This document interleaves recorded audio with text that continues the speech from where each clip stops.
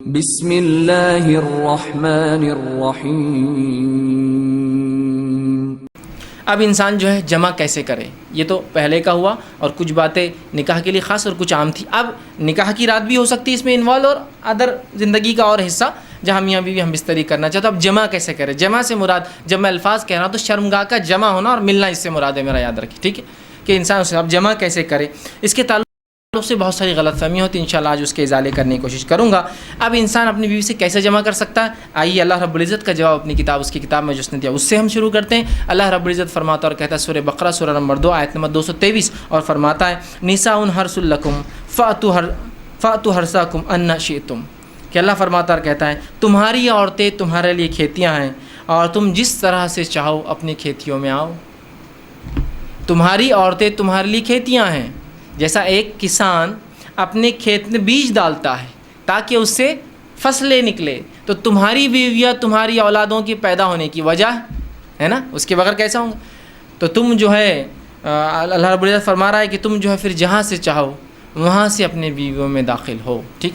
اب اس کے تعلق سے کیا واقعہ آتا ہے، اس کے شان نزول میں رکھ دیتا ہوں، تو وہ پہلی بات بالکل انشاءاللہ جو آیت ہے وہ واضح ہو جائیں گے، کلیئر ہو جائیں گے۔ آئیے، جو ہے صحیح بخاری کی روایت ہے، جابر رضی اللہ عنہ فرماتے اور کہتے ہیں یہودی جو ہے یہ بات کہا کرتے تھے کہ آدمی اگر اپنے بیوی سے شرمگاہ میں اگلے حصے میں جہاں سے اولاد پیدا ہوتی ہے، ٹھیک ہے، وہاں اگر ہم بستری پیچھے سے کھڑے رہ کر کرے، پیچھے ہو کر کرے بیوی کے، سمجھ رہے آپ بات کو، کہ اپنے بیوی سے صحیح جگہ مطلب شرمگاہ کا اگلا حصہ اس میں ہم بستری کرتا ہے جہاں سے اولاد پیدا ہوتی ہے، لیکن پیچھے سے کھڑے رہ کر کرتا ہے تو اس سے اولاد بھینگی پیدا ہوتی ہے، مطلب آنکھیں اس کی سکوئن جس کو کہتے ہیں، مطلب آنکھ ڈھلتی ہوئی یا دونوں آنکھ ڈھلتی ہوئی ہوتی ہے نا، بھانگا جس کو عام زبان میں کہتے ہیں، ٹھیک ہے، یہ بھینگا جس کو بولتے ہیں، تو ویسا پیدا ہوتا ہے۔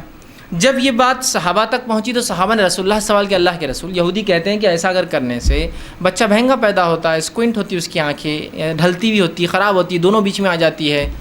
تو آپ صلی اللہ علیہ وسلم نے اس کے جواب میں اللہ رب العزت نے یہ آیت نازل کی۔ جب یہ آیت نازل ہوئی تو آپ نے فرمایا اور کہا آگے سے یا پیچھے سے مگر مقام پیدائش میں۔ آپ نے کیا کہا؟ آگے سے یا پیچھے سے لیکن مقام پیدائش میں، سمجھ رہا؟ مطلب جہاں سے اولاد پیدا ہوتی ہے وہیں انسان کر سکتا ہے، اس کے علاوہ کرنا حرام ہے۔ انشاءاللہ اس کی تفصیلات آگے رکھوں گا کیا حرام ہے اس معاملے میں، ٹھیک ہے۔ تو چاہے انسان آگے سے ہو پیچھے سے ہو لیکن مقام پیدائش میں۔ آئیے دوسری روایت، عبداللہ ابن عباس رضی اللہ عنہ فرماتے ہیں، یہ ابو داؤد کی روایت، آپ نے فرمایا تھوڑی طویل روایت ہے لیکن بہت ساری باتیں علم کی اس میں آ رہی ہے اس روایت کے اندر، بالخصوص اس مسئلے کے تعلق سے۔ وہ کہتے ہیں مدینہ میں انصار جو ہے یہودیوں کی اتباع کرتے تھے، چونکہ انصار تو مشرک تھے، ان کے پاس کوئی عقیدہ نہیں تھا، یہ تو لیکن اہل کتاب کو یہ بڑا اونچا سمجھتے چونکہ وہ کتاب کے حامل لوگ تھے، تو ہر چیز میں وہ یہودیوں کو فالو کرتے، حتیٰ کہ یہودی اپنے بیویوں کو چت لٹاتے، مطلب چہرہ اوپر اور عورت لیٹی ہے اور اس کے بعد ہم بستری کرتے، تاکہ اس سے کیا ہوتا ہے، سطر کے لیے بھی اچھا ہے، انسان جب مرد لیٹ جاتا ہے عورت پہ تو پوری ڈھک بھی جاتی ہے، تو طہارت کے لیے بھی اچھا ہوتا ہے اور سطر پوشی کے لیے بھی، خاموں کا زیادہ سطر کھلتا نہیں ہے، اچھا ہوتا ہے۔ تو یہودی صرف اس پوزیشن کو، اس طریقے کو حلال مانتے تھے۔ چونکہ انصار رسول اللہ صلی اللہ علیہ وسلم کے آنے سے پہلے، اسلام سے پہلے ان کو دیکھتے تھے، ان کو فالو کرتے تھے، اس معاملے میں بھی یہودیوں کو فالو کرتے تھے، کہ نہیں یہودی بول رہے تھے اہل کتاب ہے، ان کے پاس ایک دین دھرم تھا جو اللہ کی طرف سے آیا، تو لہٰذا ان کو فالو کرنا چاہیے، تو اس معاملے میں ان کی بھی اتباع کرتے تھے۔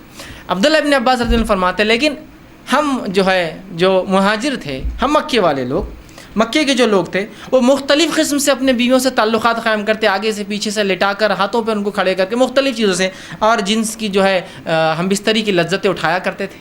لیکن جب مہاجر مدینہ پہنچے اور انصاریوں سے نکاح شروع کیا، اور جب ایک مہاجر نے ایک انصاری عورت سے نکاح کیا، اور نکاح کرنے کے بعد جیسا ان کا طریقہ تھا کہ وہ مختلف انداز سے، مختلف طریقوں سے صحیح جگہ ہم بستری کرتے، مطلب شرمگاہ میں، مطلب اگلے حصے میں کرتے، جب اس نے ڈیمانڈ کیا اس شخص نے، تو اس انصاریہ نے کہا ہم تو صرف ایک طریقہ اپناتے، اس عورت نے، وہ بھی صحابیہ تھی، وہ ہے چت لیٹنا اور تم اوپر سے رہو۔ اس نے کہا ایسا کیوں؟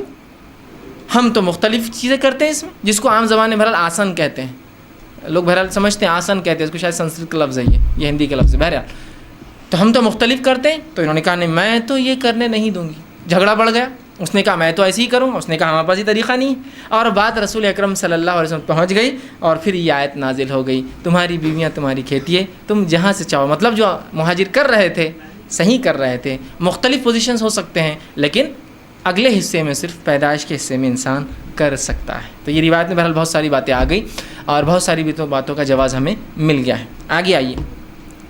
اب اس معاملے میں جو ہے انسان جمع جو کرے, ہم بستری کرے تو لیٹ کر سکتا ہے. لیٹنے میں جتنی پوزیشنز ہو سکتی ہے وہ استعمال کر سکتا ہے. شرط ایک ہی ہے, وہاں انسان اپنی شرمگاہ کو داخل کرے, عورت کی شرمگاہ میں جہاں سے اولاد پیدا ہوتی ہے, ٹھیک ہے, وہی ایک جگہ ہے. دوسرا, بیٹھ کر سکتا ہے, جتنی پوزیشنز ہو سکتی ہے اس کے لیے. شریعت نے اس سے کوئی ممانعت کا اظہار نہیں کیا, لیکن سب سے بہترین پوزیشن اولاد کی پیدائش میں اور اس میں سازگار ہونے میں وہی ہے جو عورت کو لٹا کر کرے, اس لیے کہ اس میں سیدھا مرد کی شرمگاہ اوپر سے ہوتی ہے اور اولاد کی پیدائش کے چانسز زیادہ ہوتے ہیں اس معاملے میں. بہرحال ٹھیک.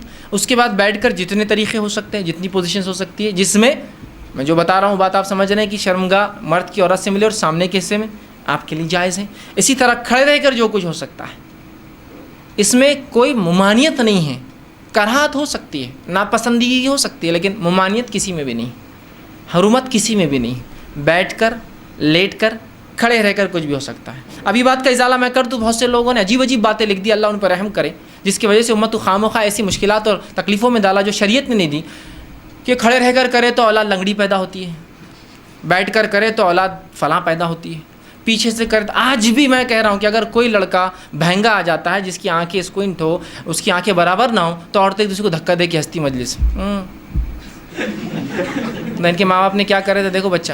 آج بھی میں کہہ رہا ہوں, کیسی عجیب بات ہے. شریعت کلیریفیکیشن دے رہی ہے, قرآنی آیتیں نازل ہو رہی ہے, اور اس کے بعد بھی کہ ہماری عقل. اب عقلوں کا کیا بھائی, علم کی کمی ہی یہ سب چیزوں کی وجہ ہے. لا علمی جو نقصان پہنچاتی ہے نا, وہ کوئی چیز, کوئی ہتھیار, کوئی دشمن آپ کو جو نقصان نہیں پہنچائیں گے نا, آپ کی اور ہماری لا علمی اسلام کے تعلق سے نقصان پہنچاتی ہے. بہرحال تو کوئی بھی پوزیشن اختیار کر سکتے, کوئی ممانعت کسی بھی پوزیشن کی ثابت نہیں ہے. قرآن مجید میں ہے ان اللہ لا یستحی من الحق, کہ اللہ تعالیٰ حق بات بیان کرنے سے حیا نہیں کرتے.